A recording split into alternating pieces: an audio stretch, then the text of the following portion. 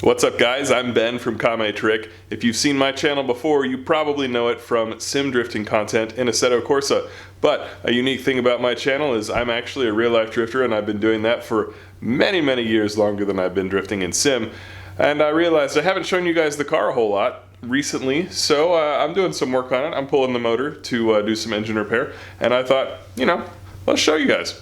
I'm also shooting with my DSLR, which is a pain in the ass, but I need to get a little bit more practice with it. And wow, my car is so dirty. Our last event of the year was a rain event, so it really can't be helped. And unfortunately, I just haven't had an opportunity to clean it because it is so, wow, that is some crazy exposure. The lighting in my garage is gnarly. So like if you're working on the car, it's like, oh, heavenly. And if you're over here like trying to get a snack or get some tools, it's, well, not. So, have fun with that DSLR camera. You're supposed to be good at this shit. Yeah, right. I actually know how to do this stuff. I'm just lazy today. Let's look at some car stuff, boys. So here we have Exhibit A 29-year-old S13 drift car. And I'm in the process of pulling the motor. I've got to do a rear main seal repair, possibly among a few other things. It is equipped with a 2002 aluminum block LS1. And as you can see, I've already started the process to pull the motor. So at this point I have the radiator removed, the intake and intake manifold has been pulled. The wiring harness is completely disconnected here and here from the motor. Unfortunately, my dumbass forgot to pull the oil, and I actually use a suction kit to pull the oil. Because everything in there now is cold, it is taking forever to come out, but occasionally if I need to get warmed up, I'll pump up the suction pump and actually pull some more oil out before I get the motor out of the car. Power steering has been removed and drained. Here is the steering cooler, and the garage is a bit of a mess, but you can see here we've got the radiator, we've got hoods for my hoods, we've got old Ebisu passes, we've got my exhaust. Shout out to Andrew DiMartino of DiMartino Fab back in Kentucky. Rad dude. Got my alternator, which this damn thing is always falling apart and giving me issues. Bumpers, intake manifold, and fuel rail. And then of course my DIY, very cheap intake sitting on top of my tent from No Coast Drift Party that I still have to put together. And yes, I meant to say put together because it is so full of dust and sand from Sandia that I really want to clean it before the next time I use it. There might be a small tornado brewing in there otherwise. Tire piles are one of the biggest challenges for real life drifters. We have to have a lot of space to store these bad boys, and sometimes spare fenders as well. I only have one stack right now. I'm running kind of slim in between events. Oh, so white, man. Like, obviously, but I mean the lighting. So let's show you guys what I gotta do next in order to get this motor ready to pull out of the car. Believe it or not, we're actually ready to go from the top of the vehicle. I have the exhaust manifolds all loosened with these bolts here and here, so it is ready to basically just get pulled off and fall loose. Everything's out of the way up top, but there's a lot of work left to do underneath. You can see coming into frame here in the middle, we've got the drive shaft that goes into the transmission. That's got to get pulled in order to pull everything out. And it actually just slides into the trans. However, back here, where it plugs into the differential at the back of the car, you can see that there are some bolts that I will have to remove.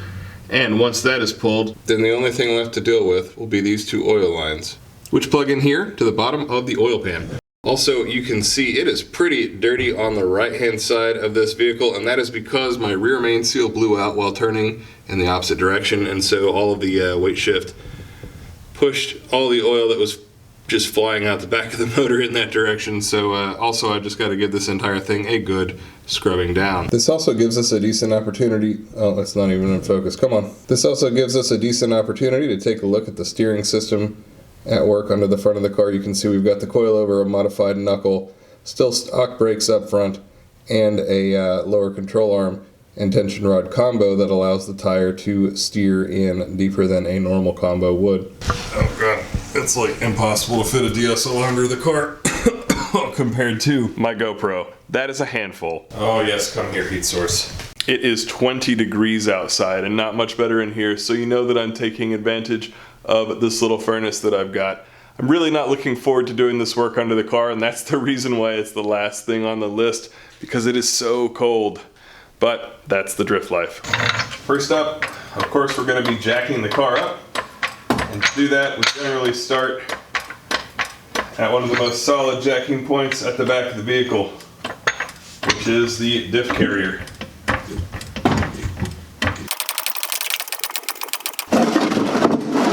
Next, we remove 4 bolts here.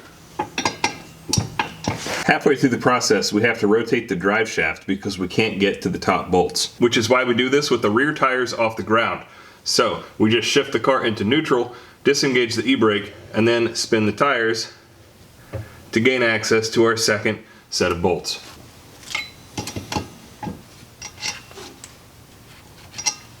Now we're ready to pull the drive shaft. However, I'm just realizing that this exhaust hanger is going to get hit. So headphone users... Perfect! That was wild. Woo! Almost got obliterated. And now we just slide the drive shaft out. Oh, times like this, I wish I'd bought the aluminum one. Next up is to pull the lines for the remote oil filter. And the best advice here is to remember that while this is bolted down, it's a lot easier to get things loose than later. Next up, we're going to pull this wheel to make it a little bit easier to get under the car. So we're just going to use our big impact gun here and then pull this wheel off. Alright, here's how this setup works. You've got your steering rack coming in through here, there it is, and there are its lines.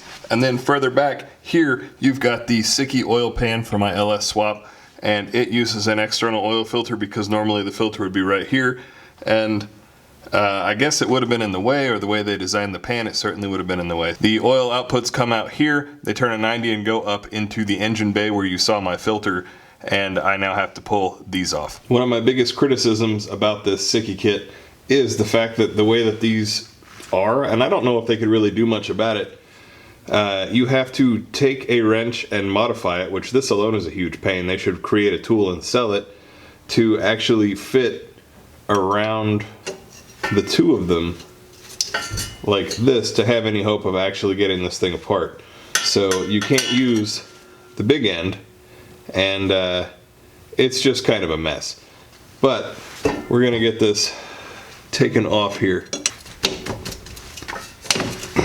And I fully expect tons of oil to come leaking out.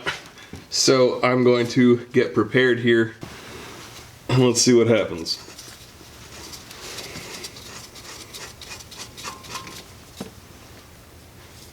Now that we've got a little bit of access,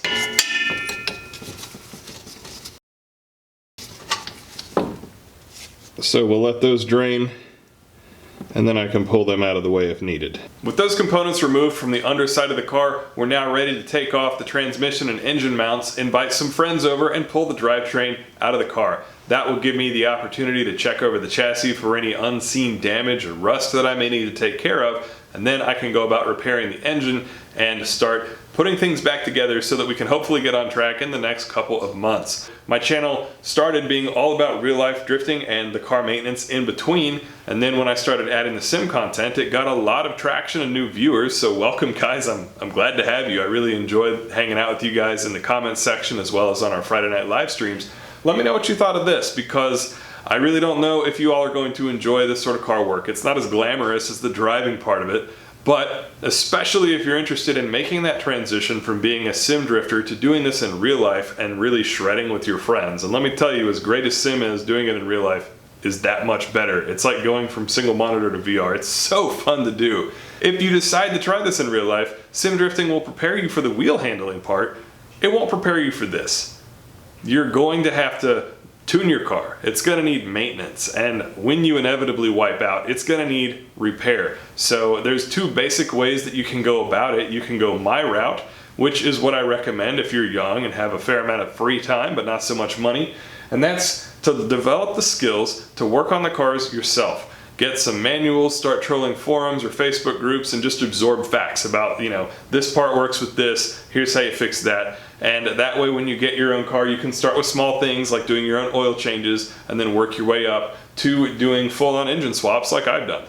The other option, of course, is to position yourself in a more financially stable way and get maybe a degree or do whatever you need to be able to earn pretty good money. And then you can pay somebody else to do this and spend your time becoming a better driver in your sim, for example.